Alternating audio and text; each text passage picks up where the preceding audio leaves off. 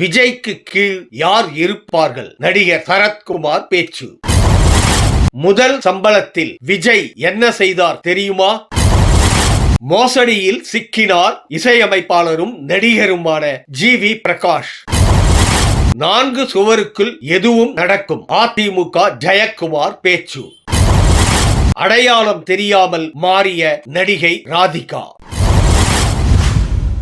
அன்பு தமிழ் நெஞ்சங்களுக்கு மெர்சல் கெலாட்டாவின் அன்பு வணக்கம். வாங்க இன்றைய காணொளி இதோ. விஜய்வுடன் பாஜக கூட்டணி அமைக்காது என்பது தனது கருத்து என சரத்குமார் கூறியுள்ளார். த.வே.க. பொதுக்குழுவில் விஜயின் தலைமையை ஏற்பவர்களுடன் கூட்டணி என சொன்ன பிறகு அவருக்கு கீழ் எப்படி இருக்க முடியும் என்றும் அவர் கேள்வி எழுப்பியுள்ளார். மேலும் சமூக வலைத்தளங்கள் இல்லாத காலத்தில் தனக்கும் கூட்டம் கூடியதாகவும் மக்களை சந்திக்காத விஜய் திடீரென வரும்போது அவரை பார்க்க கூட்டம் வருவது இயல்பு என்றும் அவர் கூறியுள்ளார். விஜய் தமிழ் சினிமாவில் ஹீரோவாக என்ட்ரி கொடுத்த போது அவருக்கு 18 வயதுதான். அப்போதே மக்களுக்கு சேவையாற்ற வேண்டும் என்ற சிந்தனை அவருக்கு மேலோங்கி இருந்ததாக விஜயின் நண்பரும் நடிகருமான தாமு சொல்கிறார். தன்னுடைய முதல் படத்திற்கு வாங்கிய சம்பளத்தில் ஏழை எளியோருக்கு புடவை, உணவுப் பொருட்களை விஜய் வாங்கி கொடுத்தாராம். இந்த குணம்தான் அவருக்கு தற்போது வரை நீடிப்பதாக ரசிகர்கள் கூறுகின்றனர்.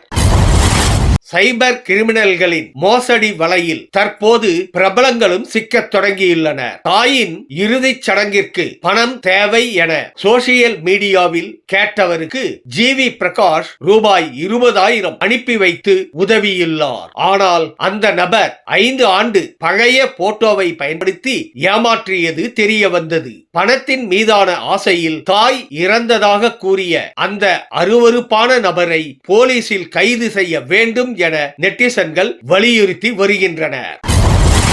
ஓபிஎஸ்ஐ கூட்டணியில் சேர்க்கலாமா வேண்டாமா என்பதை கட்சி தலைமைதான் முடிவு செய்யும் என முன்னாள் அமைச்சர் ஜெயக்குமார் தெரிவித்துள்ளார். செய்தியாளர் சந்திப்பில் ஓபிஎஸ்ஐ சேர்க்க இப்போது ஒரு வாய்ப்பு உள்ளது போல் தெரிகிறதே என செய்தியாளர் கேட்க, அதற்கு அரசியலில் 1000 இருக்கும், அதையெல்லாம் வெளியில் சொல்ல முடியுமா?